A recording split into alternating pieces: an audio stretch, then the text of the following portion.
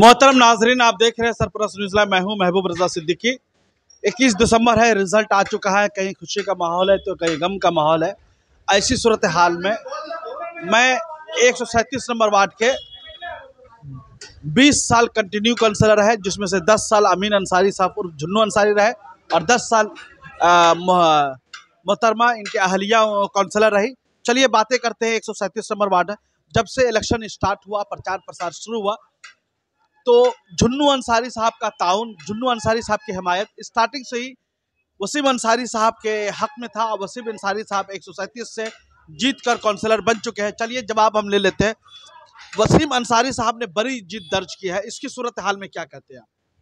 देखिए, लोग जो थे वो रहमत अंसारी से खफा थे, उनको अंदाजा नहीं था और ममता बनर्जी को भी अंदाजा नहीं था कि जो काउंसलर हैं, मौजूदा काउंसलर, वो इलाके में क्या कर रहे हैं।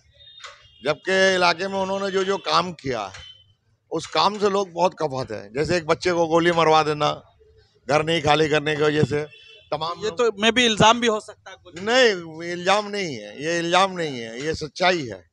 मैं डंके के चोट पे बोल सकता हूँ। ये तो अभी तक साबित नहीं हुई, तो कोर्ट में फैसला नहीं हुआ, कोर्ट फैसला करेगा, मामला कोर्ट में है। लेकिन इल्जाम तो उनके ऊपर लगा ना।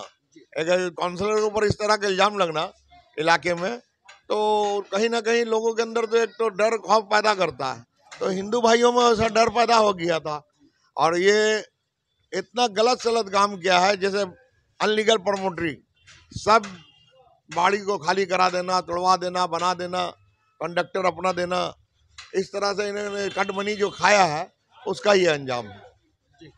और इनकी जीत को किस खुशी में आप लेते हैं, किस तनाजुर में लेते हैं? वसीम अंसारी जो जीते हैं, जनता ने बदलाव चाहा।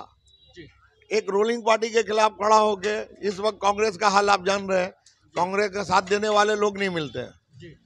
इस मोमेंट में कांग्रेस को रूलिंग पार्टी के खिलाफ वोट मिल जाना, ये बहुत बड़ी बात है, ये छोटी मोटी बात नहीं है।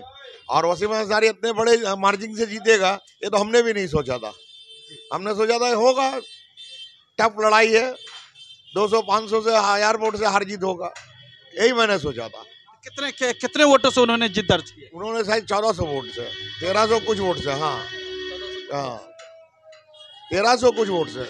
आप स्टार्टिंग से भी मैं देख रहा था कि आपकी तकरीर, जो इलेक्शन इंतखाबी जो तकरीर हो रही थी, उसे बहुत सारी बातें आप रख रहे थे, बहुत वल्हाना अंदाज में तकरीर कर रहे थे, मसाइल को उठा रहे थे, बहुत सारे हमले भी कर रहे थे, ताबड़तोड़ हमला कर रहे थे। तो ऐसा लग रहा है कि कहीं वो हमला से, वार से जो है रहमत अंसारी साहब वो अपने आप को बचा नहीं पाए।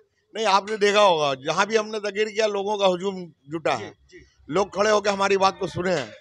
और सुनने का मैं आवाम को कहना चाहता था कि आप अच्छे लोग को लाइए।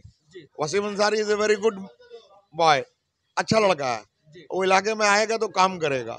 काउंसलर ऐसा होना चाहिए जो गरीबों को देखे, इलाके की जो बेकारी है उसको दूर करे, साफ सफाई का ख्याल रखे, काम स्कूल वगैरह जो है उसकी ठीक से देखभाल करे।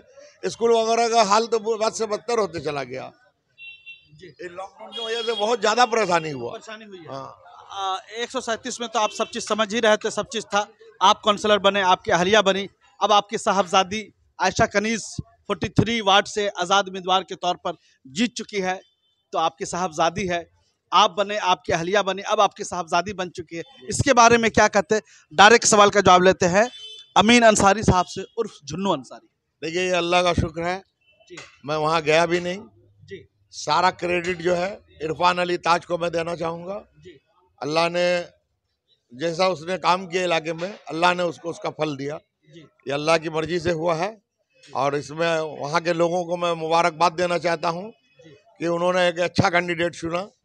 और हमको उम्मीद है इरफान अली ताज से।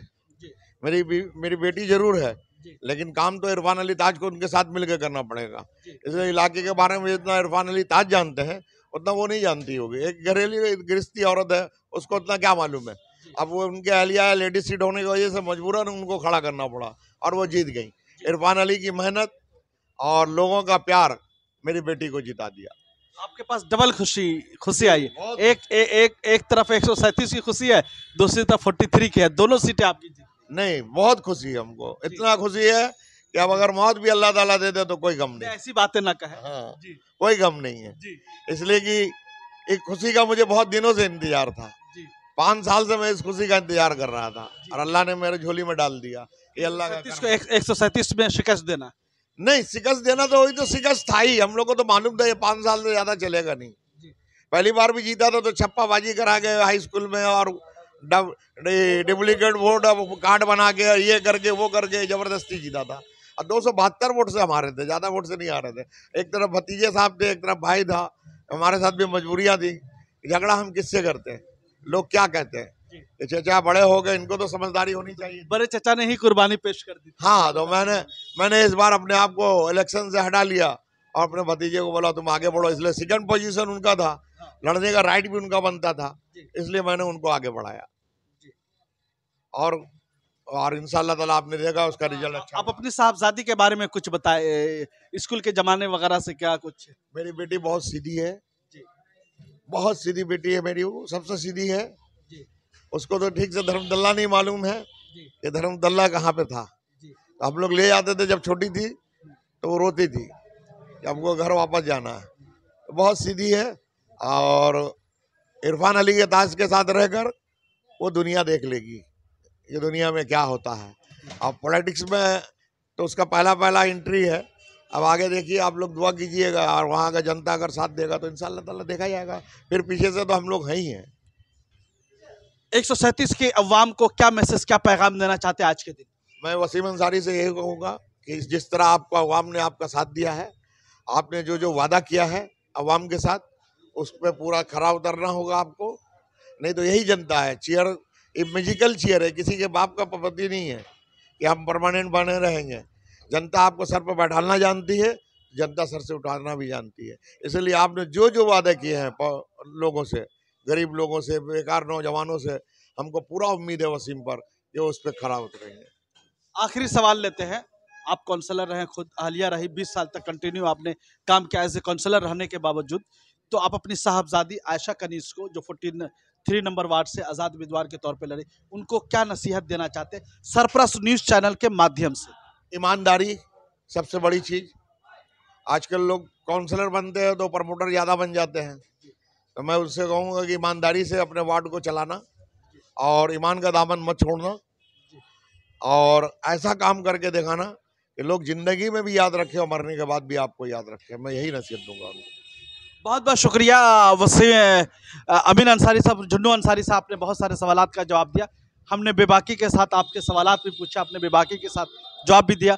आप देखते रहिए surplus news live. Cameraman Pappu Azad के साथ